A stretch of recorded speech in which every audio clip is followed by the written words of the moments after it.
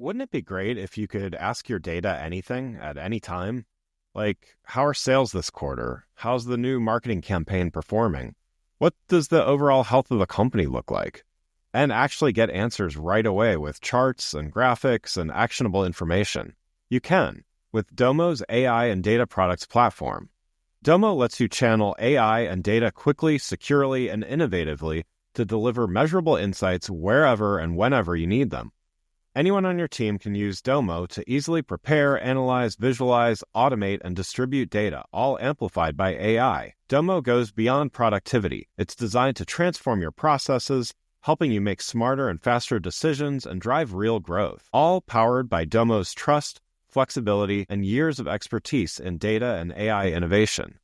The world's best companies rely on Domo to make smarter decisions. See how Domo can help transform yours. Learn more at ai.domo.com. That's ai.domo.com. The Agile Brand.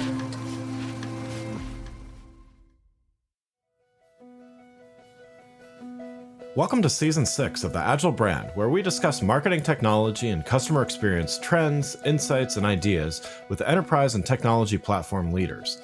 We focus on the people, processes, data, and platforms that make brands successful, scalable, customer-focused, and sustainable. This is what makes an Agile brand. I'm your host, Greg Kihlstrom, advising Fortune 1000 brands on MarTech, marketing operations, and CX, best-selling author and speaker. The Agile Brand podcast is brought to you by TechSystems, an industry leader in full-stack technology services, talent services, and real-world application. For more information, go to teksystems.com. Before we get started, I wanted to let you know that my latest book, Priority is Action: 7 Principles for Better Strategies, Decisions, and Outcomes, is now available. In it, I give ideas and insights for leaders and teams that need to make meaningful progress on their priorities. After all, our priorities are what we do, not what we say we'd like to do. You can find Priority is Action on Amazon or learn more on my website, gregkihlstrom.com. Now let's get on to the show. In this special episode, brought to you by Landrum Talent Solutions, formerly Ceres Talent, a national recruiting firm specializing in marketing and HR positions, we're going to talk about a few things. Remember the Great Resignation? Well, now it's more like the Great Hesitation, with many managers being reluctant to hire based on a number of factors. Also, in today's labor market, we observe a striking contrast between different sectors, presenting unique challenges and strategies. Joining us to shed light on these dynamics is Sue Keith, Corporate Vice President at Landrum Talent Solutions. Sue, welcome to the show. Thanks, Greg. It's nice to be back. Yeah, always enjoy talking with you. So for those that didn't catch the last episode you were on, why don't you give a little background on yourself as well as on Landrum Talent Solutions? Sure. I'm a corporate vice president with Landrum Talent Solutions. About 18 months ago, our firm Ceres Talent, which specializes in marketing positions, was acquired by Landrum HR, a 50-year-old HR services company in Florida. A few years prior to our joining Landrum HR, they had acquired HRQ, a search firm that specializes in HR positions. And just in January, we brought the two teams together. So Ceres Talent HRQ became a national specialized recruiting firm for marketing and HR roles. And at that point, we realized it didn't make sense for us to have two brands in the market. So just this past July 1st, we announced that we had rebranded the new business unit to Landrum Talent Solutions. And, I've had several people ask, well, isn't it sad to, give up your company name after all these years? And I'd say it's a little bittersweet, but ultimately we're all marketers. So this was an easy decision for us because it made strategic sense for the business, for a go-to-market strategy. And it was fun to work with an outside agency again and work on our naming strategy and messaging. That's great, and congrats on the on that change as well. So let's dive in here and talk about a couple of things that I mentioned at the top of the show. I mean, first, I want to talk about what you've referred to as the tale of two economies. And so, as the U.S. job market exhibits starkly different conditions between hourly and white-collar jobs, let's talk about some of the reasons behind these differences. So, can you elaborate on what you describe as this tale of two economies in the current U.S. job market, particularly the contrasting situations for hourly versus corporate employees? Absolutely. So I think we all know, whether it be from ongoing media coverage or the fact that every restaurant you go to is still really understaffed. Just last week, I met a client for lunch, and the bartender was the waiter for the entire restaurant. Wow. Yeah. Uh, so we continue to have record low unemployment, although, according to Jay Powell, it's creeping up a little bit. And businesses are continue to struggle to find hourly workers. And the key word in what I just said is hourly. So let's call that economy number one. However, the story is really different for corporate employees. So what I'll call economy number two. So as in the corporate world, as I think we've all heard, we continue to see hiring freezes, ongoing layoffs, which we actually first started seeing in late 2022 and got really bad last year. So we're talking about 18 months still happening, and still this kind of contraction, if you will, in the market. So unfortunately, marketing has taken a lot of the brunt of it. As one CMO said to me recently, when the CFO starts looking for ways to cut expenses, marketing is the first stop in her journey.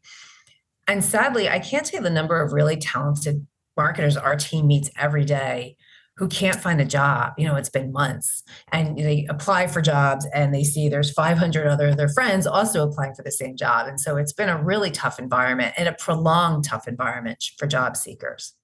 Yeah, yeah. And so building on that, another term that I mentioned at the top of the show, the Great Hesitation, something that you had mentioned before. We've recently been through the Great Resignation. Now we're talking Great Hesitation, with companies increasingly hesitant to commit to full-time hires, opting instead for flexible staffing. What are some of the key factors contributing to this cautious approach that companies are taking towards full-time employees? I love this term, the Great Hesitation, because it's such a nice play on the Great Resignation, as you mentioned. And unfortunately, I can't give credit to the person I first heard it said, because I can't remember who it was, but it is brilliant and spot on. I was calling it kind of not as eloquently the great gun shyness. So I'll go with Great Hesitation. So there's a few things that are driving this. So first, I think there's still an ongoing reckoning in response to the hiring craze that happened during 2021 and 22. So it was post-COVID. The world everyone decided the world wasn't going to stop spinning. And there was it was a lot of hiring, and I would almost argue it was almost reckless hiring. So people were getting hired with titles and salaries that their experience simply didn't warrant. For just one example, we were doing a kickoff call with a hiring manager and our HR contact for a longtime client. This is back in 21 or early 22. And I asked the standard question of, okay, what's the salary for the role? And the HR person kind of ducked my question, which is really unusual. And I asked it again and ducked it again. And then we discovered after the call is because the salary for the new position was going to be higher than the hiring manager's current salary. Yeah. So it was kind of crazy things like that. And so there's a bit of a reckoning in that. I was just talking to somebody yesterday, a former CMO said, yeah, I overhired in 21. I'll be the first to admit it. Now, and then in response to that, getting a new headcount approved, I'm calling it's like finding a Willy Wonka golden ticket. It's really rare. And on top of that, hiring managers, because they've got this rare golden ticket, they're really worried they won't make a good hire, especially if they were burned out in hiring someone that maybe didn't work out a couple years prior. So, and then related to number two, with so many candidates applying for jobs, I mentioned there are 500 plus applications for jobs on LinkedIn or on the company's website. Hiring managers are reluctant to make an offer in case they've overlooked someone better. They're worried they may have missed someone in that stack of 500 plus applications that's, virtually sitting next to them on their desk. Yeah, yeah. And so hiring obviously also is a two-sided marketplace. So, not only the company's hiring, but flipping to the candidate perspective, what is this Great Hesitation meant for the candidates that are on the job market? It's made it tough. The competition for full-time jobs, I just mentioned, is just really high. And you're competing with other really strong candidates. And then, so what we've seen in response to the hiring freezes and these companies' hesitation to hire full-time employees, as you mentioned, and we're seeing this for both marketing and HR roles, we've seen a market increase in requests for contractors and contract to perm positions, including lower level roles, which is very atypical. So candidates should think about whether they're open to contracting. It's a great way to get your foot in the door, call it as an addition. And it's a try before you buy for both sides. It also gives you an opportunity to put something on your resume as opposed to having, just a a big gap since your last full-time position. So it's definitely something you should think about ahead of time, because a recruiter like us or one may call you and ask you if you'd be interested in that.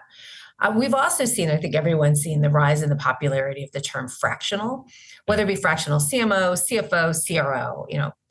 It seems like pretty much any marketer who's in between business cards, as we like to say, has hung their fractional shingle.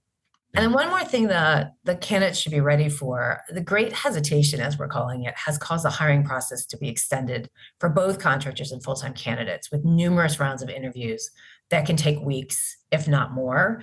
And we used to call contracting dating and full-time positions marriage, and it seems to have blurred now that even a company who's looking to bring in a contractor for perhaps a short period of time, or they're not sure if it's going to become a full-time position, they're treating the interview process as though they were hiring the person for a full-time position. Wouldn't it be great if you could ask your data anything at any time? Like, how are sales this quarter? How's the new marketing campaign performing? What does the overall health of the company look like? And actually get answers right away with charts and graphics and actionable information. You can with Domo's AI and data products platform. Domo lets you channel AI and data quickly, securely, and innovatively to deliver measurable insights wherever and whenever you need them. Anyone on your team can use Domo to easily prepare, analyze, visualize, automate, and distribute data, all amplified by AI. Domo goes beyond productivity. It's designed to transform your processes, helping you make smarter and faster decisions and drive real growth, all powered by Domo's trust, flexibility, and years of expertise in data and AI innovation. The world's best companies rely on Domo to make smarter decisions. See how Domo can help transform yours. Learn more at ai.domo.com. That's ai.domo.com.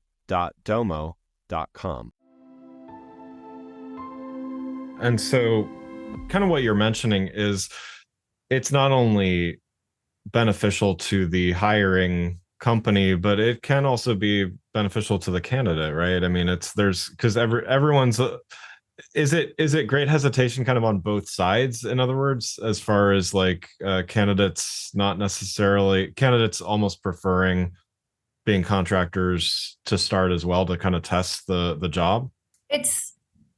I don't know if it's that as much as it's, hey, I'm out of a job and this is an opportunity.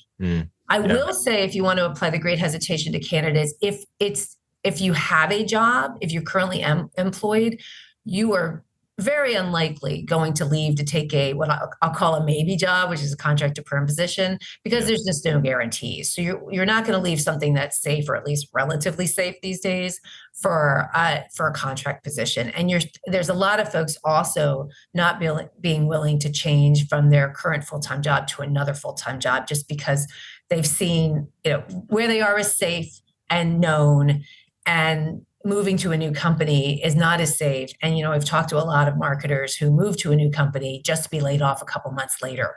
Yeah. So the Great Hesitation is definitely applying. If someone is currently employed, they're being very risk averse. Yeah.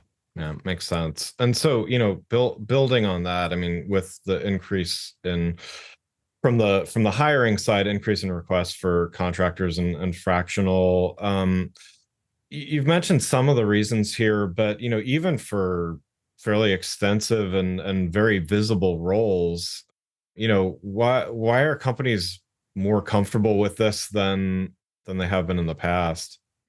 I think it goes back to the hesitation in either there's just a lot of angst right now about hiring. And so, many companies have frozen headcount or laid off portions of the marketing team, but the work still needs to get done. And I would say there's a lot of marketing teams really running as skeletal crews right now. People are getting burned out because there's so few people, but it's the same amount of work, maybe more. The expectations might be even higher. So CMOs are able to get approval to bring in a contractor, because typically that budget is in a different place than your kind of HR headcount budget. So you're just using some of your discretionary marketing dollars to hire a contractor, as opposed to, let's say, running a campaign. So what they're saying is, okay, let's bring in someone on a contract to perm basis. Let's hope they excel in the job. And then the CMO can make the case for converting that person to a full-time employee. So if the CEO has been hesitant to commit to full-time, you could say, okay, this person has proved that they're going to excel in this job. And so that seems to be the approach a lot are taking, is they're being able to get approval to bring in a contract to perm, but not a direct full-time hire. I mentioned too, this is happening at lower level positions, which has been, I mean, it's very unusual. We haven't seen this in my 11 years of doing this. And partially because I'll call it a normal market, entry level or early career employees they're in full-time jobs. They're looking for a W-2, they're looking for benefits, et cetera. So they're not, as I mentioned, they're not going to leave a safe place to go to a maybe job. But today, given the market, a lot of these folks with 3 to 7 years of experience are interested and available to do contract to perm because they've been laid off. So on the flip side, we've also seen a request coming in for, pretty, as you mentioned, visible roles where, there's a lot of interaction with external stakeholders or, some of these just visible within the company. And we just, in previous years, you wouldn't have seen a company bringing a temporary resource to fill that type of position. Yeah. And, you've touched on this a bit already, but just wanted to also talk about this hesitation. It's not just being cautious and it's not just dragging out the process from the candidate perspective either. It's having impacts on companies, right, themselves. So, could you talk a little bit more about the impact that these prolonged hiring processes and, kind of the hesitation is having on both the companies as well as the candidates? I mentioned the burnout. There are just marketing teams or individuals on marketing teams who just feel like they're doing 3 jobs in one, and there's been no additional compensation for those 2 additional jobs. And I also mentioned that the interview process seems to be taking even longer than normal, which already feels long for anybody going through an interview process. And so I'll share a cautionary tale for hiring managers. We're in the midst of doing a search for a pretty senior communications person.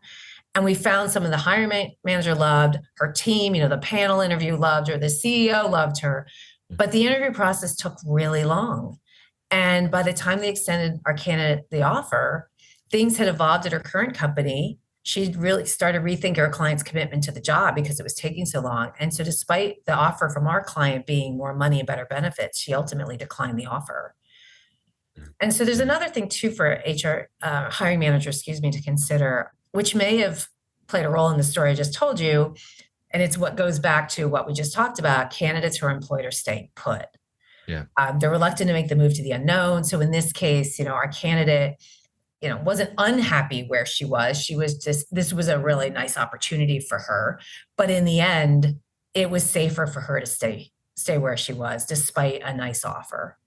Yeah. Well, I mean, doesn't it stand to reason that from the candidate's perspective, if a company is taking so long and dragging things out, first of all, there's just more time for other opportunities to arise, even if they're at the same company. But also, It doesn't exactly make the hiring company look particularly decisive, right? I know sometimes there's extenuating circumstances and all manner of things, so it's not a one size fits all description. But I can see how, from a candidate perspective, it might cause some alarm of not only does the decision process drag out a lot, but it might raise alarms that might not otherwise be there. Would you say that? Absolutely.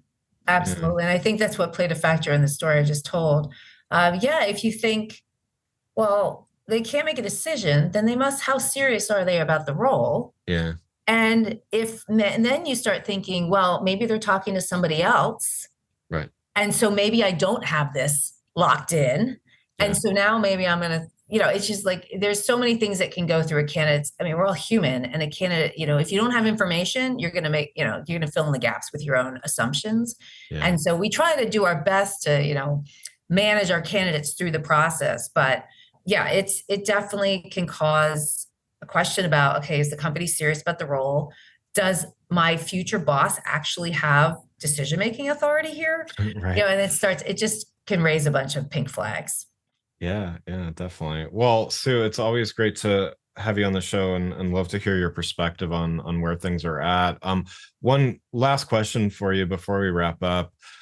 As you are seeing trends evolving and things in the job market, what advice would you give to maybe two pieces of advice? So, one for employers and one for job seekers that are navigating this continually complex job market. So for job seekers, I would say we're seeing glimmers of hope. So I've Yeah. been the voice of doom through this whole Right, conversation. But we're seeing glimmers of hope. So if you go on LinkedIn, which you're all job seekers are spending a lot of time on LinkedIn, you're seeing a lot more people announce, with that LinkedIn graphic that they have a new job. So you're seeing movement there. We've also talked to several of our VC and P contacts who think hiring will pick up in Q4. So I know that's still a little bit of ways, but we know we're in the summer lull right now for hiring anyway. But we're feeling cautiously optimistic about this fall. And as a good leading indicator, our now no longer sister company HR Cube, now part of Landrum Talent Solutions, but they specialize in HR roles, and they've seen clients coming back to us to ask us to help rebuild their in-house talent acquisition teams. Mm. So yeah, it's actually a little funny. We have clients who hire our recruiters to find their recruiters. Nice. But what this means, though, if they're building back their in-house recruiting teams, they're gearing up to hire. So I think that's a really positive sign. Our ultimate hope is we get back to some level of normal. Now that we're post-COVID, who knows what that means? But Right. The way I simply describe it is a state where some companies are hiring and some companies are firing at any given time, where there's just a better balance between the two. I think we'll get there, certainly for 2025.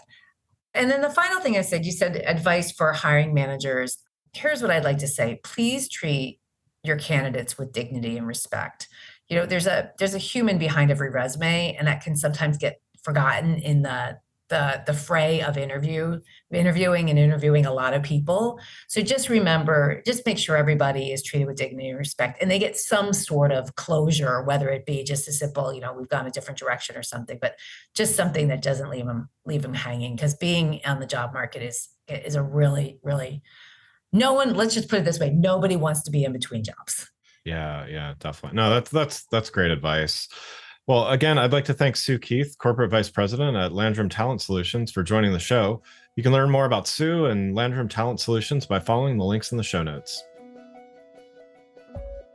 Thanks again for listening to The Agile Brand, brought to you by Tech Systems.